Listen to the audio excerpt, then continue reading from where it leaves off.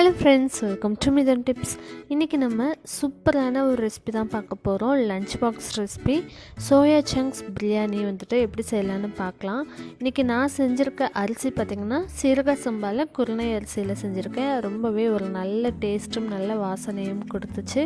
கண்டிப்பா நீங்களும் ட்ரை பண்ணி பாருங்க. அதுக்கு முன்னாடி நம்ம சேனலை இன்னும் நீங்க சப்ஸ்கிரைப் பண்ணலனா மறக்காம கீழ இருக்க red colour subscribe button press பண்ணிக்கோங்க.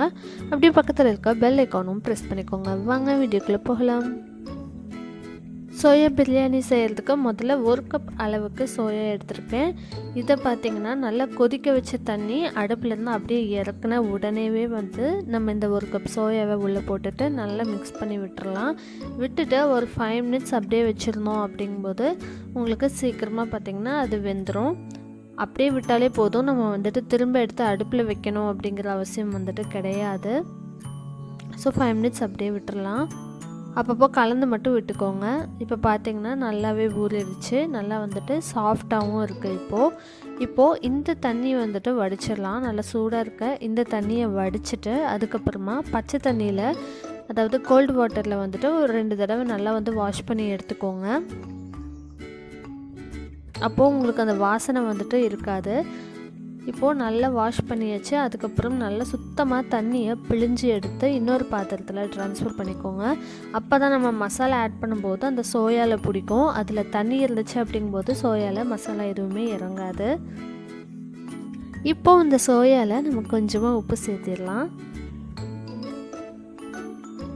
இது கூட கொஞ்சம் காரத்துக்கு வந்துட்டு 1/2 டீஸ்பூன் அளவுக்கு மிளகாய் தூள் சேர்த்திக்கிறேன். அதுக்கப்புறம் கொஞ்சமாக 1/4 டீஸ்பூன் அளவுக்கு மஞ்சள் தூளும் சேர்த்திடலாம். ஒரு 1/2 டீஸ்பூன் அளவுக்கு கரம் மசாலா, இது எல்லாத்தையும் சேர்த்துட்டு இது கூட ஒரு 3 டீஸ்பூன் அளவுக்கு தயிரும் சேர்த்திக்கலாம். நம்ம தயிர் சேர்த்தனோம் அப்படின்னா தான் பார்த்திங்கன்னா இந்த மசாலா எல்லாமே நல்லா அந்த சோயாவில் பிடிக்கும். அதுக்காக இப்போ நான் எடுத்திருக்க சோயாவோட அளவு பார்த்திங்கன்னா 100 கிராம் அளவு இருக்கும். அதுக்கு நான் 3 டீஸ்பூன் அளவுக்கு தயிர் ஆட் பண்ணியிருக்கேன். நல்ல கெட்டியான தயிர்.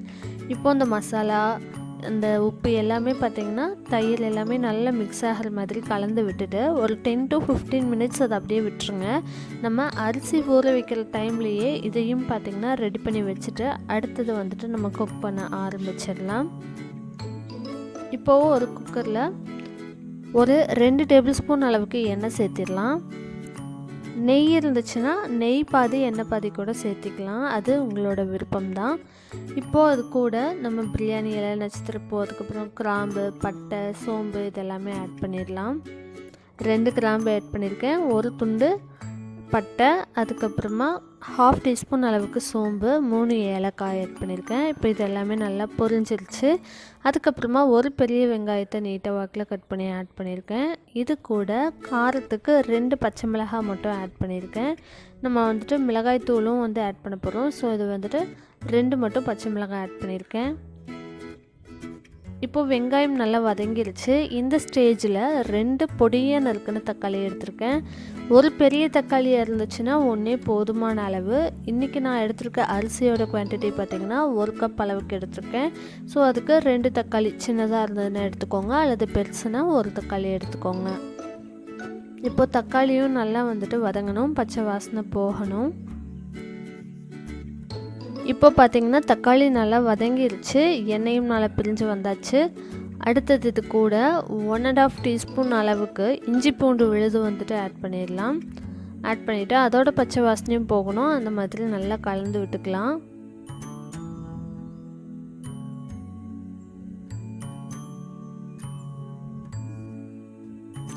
இப்போ இது எல்லாத்தையும் கலந்து விட்டுட்டு நம்ம 15 மினிட்ஸ் போல் ஊற வச்சுருந்த இந்த சோயா வந்துட்டு எடுத்துக்கலாம். அதையும் வந்துட்டு இதில் ஆட் பண்ணிடலாம்.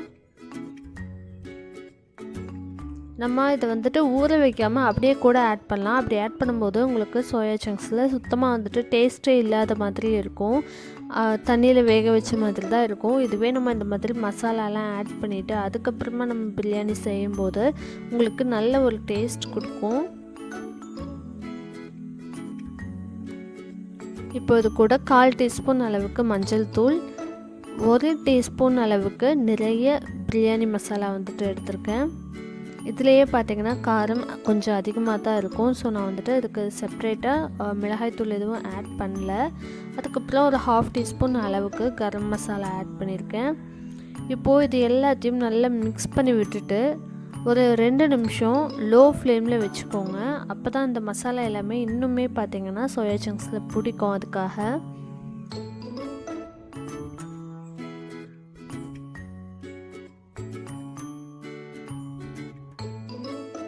இப்போ 2 மினிட்ஸ் கழிச்சு இப்படி தான் இருக்குது. இதில் நம்ம வந்துட்டு சீரக சம்பா அரிசி, குருணை அரிசி வந்துட்டு ஒரு 20 மினிட்ஸ் ஊற வச்சுருக்கிறேன். அந்த ஊற வச்ச அரிசியை இது கூட சேர்த்து நல்லா ஒரு தடவை மிக்ஸ் பண்ணி விட்டுறலாம். 1 கப் அரிசிக்கு இதில் நம்ம வந்துட்டு 1.5 கப் அளவுக்கு தண்ணி சேர்த்திக்க போகிறோம். அதுக்கு மேலே அதிகமாக தண்ணி சேர்த்திக்கிட்டோம் அப்படிங்கும்போது குழஞ்சி போயிடும். அதனால் 1 கப் அரிசிக்கு 1.5 கப் அளவுக்கு தண்ணி ஆட் பண்ணிக்கலாம்.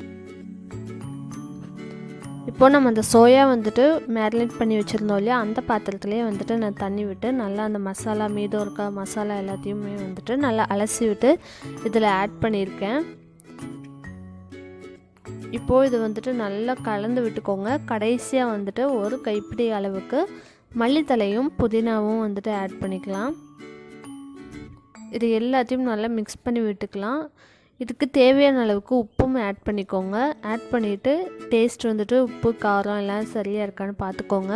ஒருவேளை உங்களுக்கு இன்னும் ஸ்பைஸியாக வேணும் அப்படிங்கும்போது தனி மிளகாய்த்தூள் கொஞ்சம் அதிகமாக சேர்த்திக்கலாம்.